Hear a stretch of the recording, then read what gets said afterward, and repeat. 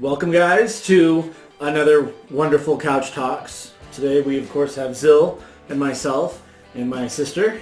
Sister Chelsea. Sister Chelsea. Today we wanted to discuss the new movie Onward, which had to be taken out of theaters and thrown onto Disney Plus because of things. So, our first impressions of Onward. It seemed like a fun twist on just typical fantasy stuff to me. Looked just kind of fun. And I think you guys pretty much said the same thing when we were doing our brief little talk. Anything you'd like to add? Just looks like a twist on fantasy, or not a family movie, more than a twist on a fantasy movie. Yeah. But, yeah. I was excited to see kind of like a fun twist on nerd culture, something that I think a lot of people can relate to, even if they're not really a part of that part of nerd culture, as it were. And just, fantasy. We all grew up with stories and fantasy in our lives, so it was just like a fun, relatable twist on that. Yeah. Alright, so what kinds of things did we like? I liked, spoiler alert. Yes, so there's going to be a lot of spoilers in this video. Just, deal with that right now. If you don't want spoilers for Onward, Go away. You should change the channel. But still subscribe, please. Anyway, what did you like? I liked when they knocked out the pawn shop lady. Oh, yes. Yes, the Manticore hit her with her Venom. Whoa, vitamin. Yes, vitamins. Hit her with her vitamins. She was so unhealthy it killed her. Yeah.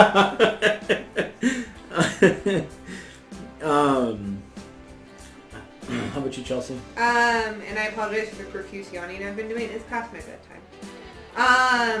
I liked a few things, and now that I've said what I like, I can't remember what I liked. What did I say I liked, guys? Good luck reading my handwriting, question mark? What? Prawns and Pop Sesame. That's what I'm... That's the pawn shop scene. Oh, okay. Tavern, two fronts. I like that the That tavern was had it. two fronts. Had like the park entrance, and then it had like the mini mall entryway for all the normal people. I figured out that Magic Progresso is not Magic Progresso. It's Magical Progression. So I had liked that they do a really good job of explaining why magic isn't really used in the day-to-day life anymore, but they didn't waste time on it. They progressed the story along quickly, but clearly. And you didn't really question it. It wasn't like really, guys. It was mostly like, yeah, that makes sense, cool. No, just how everything was presented was in a very straightforward, logical way. I mean, they did the classic kind of entry to a movie / almost anything like that, where one guy with a brief summary, basically, which was really cool. I think one of the things I really liked were the unicorn raccoons, or cats or something. They were just the trash lizards. Yeah. It was pretty fantastic. Different take on unicorns, and I totally dig it. I have a lot of friends who have the magical unicorn makeup brushes and a unicorn on my sweater and whatever. And I really want to get raccoon unicorn hair clips for them or something. Yeah. How about you, Xill? Anything else?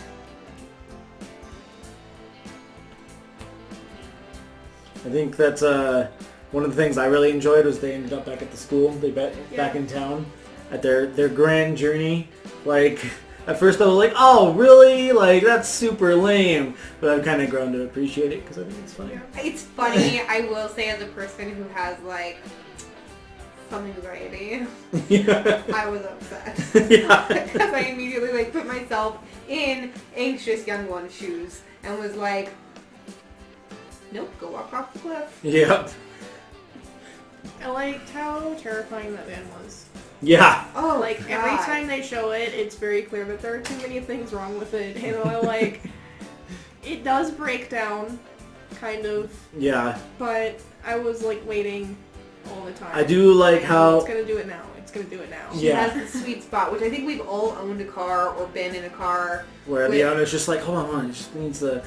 Yeah, like, I think CJ both have his and my first car was one of those cars where you're like, okay, so when you start it, you have to tap the dashboard 3 times, whisper, I love you, and then turn the key 1, 2, 3, and then all the way. Works every time. Meanwhile, your friends are like, so I'm gonna call a cab, and you're like, no, it's fine. Yeah. I also really liked that van just in general. Like, it was a fun van for me. Yeah.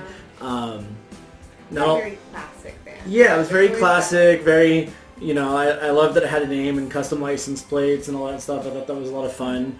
The mural on the side of the unicorn looking all majestic at odds with unicorn with wings at odds with all the other like crazy raccoon acorns, and it was just really neat. And then there's one part in the movie where Marley has to send Guinevere off to, you know, save the day basically and sacrifice the van for the greater cause, which was a lot more like in the feels than I expected it to be. And I feel like for a lot of people that was the case. Yeah, we our first watch through, we watched it with our neighbor, who is also one of our best friends, and whereas his fiance and I were definitely sobbing at a few parts during the film.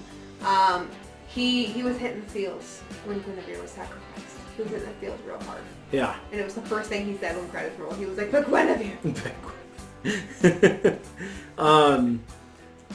Anything else in the likes, guys, before we move on to our next portion? I think it was just a really enjoyable film. Yeah, no, it was definitely enjoyable. Definitely go watch it if you love animated flicks of any kind, really.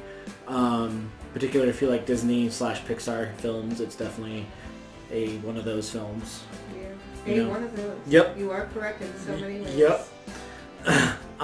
But now for the part that everybody really loves, the didn't likes. Cheeto. Yes, the Cheeto. Like, honestly, I didn't say it at first because I was just like, I'm just gonna ignore it. But the so Cheeto. they have this giant Cheeto puff that they use as a boat, and it's like, guys, nothing is happening to this Cheeto puff. Yeah. Not even the bottom part was like soggy. Nothing happened to it. It was perfectly intact for the entire boat ride. Which was at least 2 hours long. I was so bothered. I was so bothered, and I didn't bring it up until Xill brought it up when we were talking about this, and she was like, "Well, I didn't really like that nothing happened to the Cheeto." And both nerd father CJ and I were like, "Yeah." Have you ever gotten a Cheeto puff wet? If this was like a normal Cheeto and it had been in an open bag for a day or two, yeah, maybe, because then it's pretty much styrofoam tasting like cheese. But you know, the whole movie takes place in one day. Yeah. So it could have not been open. It really couldn't have been open for more than a couple hours.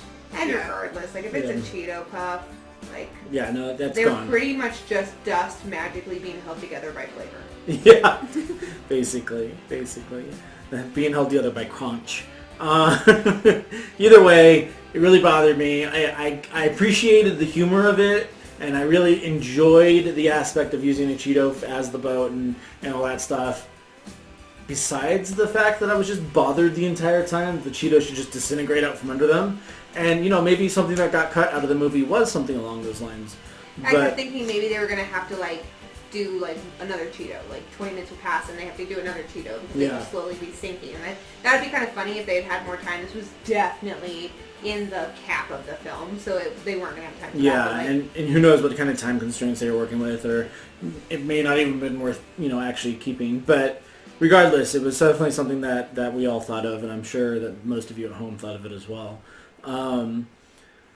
The next thing that I personally didn't like as well was some of the magic things actually didn't make sense. So the whole idea is that, you know, magic went away because it's hard, and technology, and not everybody can do it. So technology replaced it because everybody can do it and use it, and it's easier overall, which makes sense. And I love that particular like thought bubble. But there'd still be like the rare eccentric person who knows all about magic and still practices it, which And part of the story is their dad gets sick and then is like, okay, well I'm going to learn magic so I can come back for a day when they turn 16, which is basically turning 18. Which felt arbitrary, but wasn't that weird. I mean, it's arbitrary in real life too. But yeah. But yeah, so... An 18-year-old says they're a man. Yeah. Okay. But I mean, besides all that, there's also just like, I don't see why the pixies would choose to stop using their wings. They're like this big. Yeah. Do you know how long it would take to walk across the street? I get for like maybe long distances using a motorcycle or like an airplane or whatnot, but like going across the street or going to the store just down the street or whatnot, your wings are going to do just fine. Like, just use the wings. But it portrayed the pixies as just not having any idea how to use their wings. And of course, by the end of the movie, they do end up using their wings, but that's not really the point. Well, and I think what bothered me about the pixie plot point was that it was funny. The scene when they pull up on their motorcycles and they're just like such little punks, like it was funny. But it felt like, I feel like something in the story got cut out because it felt like it was leading up to them being a bigger part of the main plot. What ended up happening, do you girls mind? What ended up happening was that they ended up being more of a ploy, sort of. So it's mentioned, oh, you haven't used your wings, and oh, now he's going to get in trouble with them. And then suddenly they're using their wings because they figured out they could. Super. And the only thing that happens from that is that later on in the film you see them when they cause Barley and what's-his-face's mom to crash her car. Lauren, I believe was her name. Laurel, yeah. Laurel, yeah. Laurel to crash her car. And then that's it. You were in our flight path. Why was your flight path on the highway, dude? But I don't know. I just felt like they were. I don't know how they'd be related, but it just felt like a very kind of arbitrary. Yeah, unneeded. In the long run. Yeah. Also, like on that note, I felt like the Manticore herself was, at this point, like super old, because if she's actually in the histories as like the Manticore running this inn, like. I was actually kind of okay with that. I mean, I'm not saying that's a problem, but like it just is a thing that I think it's funny. Like, as a brain exercise, like, how old is the actual Manticore? I was definitely sitting there trying to figure it out, especially CJ and I watched it twice, and the second time I was kind of sitting there being like, okay, so are there like a lot of creatures that maybe don't age as quickly, or is it like group, do elves age like this and age like this, and manticores don't age because they're terrifying and their venom keeps them alive, so unless they get killed, they alive. I don't know. But I did like how they kind of played into like she's this kind of down on her luck hero, anti-hero. Yeah, no, I enjoyed the Manticore as a character. It was a lot of fun, but I'm gonna like you. Yeah. I think the last thing that I didn't like is just some of the jokes felt forced or like maybe kind of lame. I'm sure somebody somewhere, there's a lot of jokes in the movie, of course. It's a Disney movie. And we laughed at some things, but I'm sure somebody else is not going to laugh. Yeah, but one in particular that I don't think anybody here found funny was when Colt taps with his hoof to count to 3. I don't know. At first I was like, what's happening? Oh, okay, he's counting with his hoof. Why?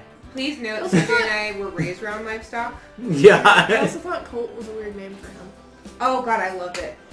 Isn't that specifically a young horse though? Yeah, it's a baby horse, but Yeah. the fact that his name was Colt Bronco and both of those are actually like names. Yeah. His name was definitely on the nose, which, I mean... A lot of them were though. Yeah.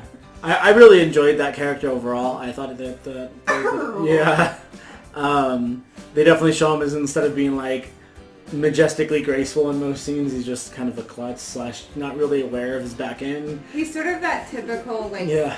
older, middle-aged, overweight cop. Yeah. Who's maybe he's still good at his job, but maybe not a little too comfortable. Yeah.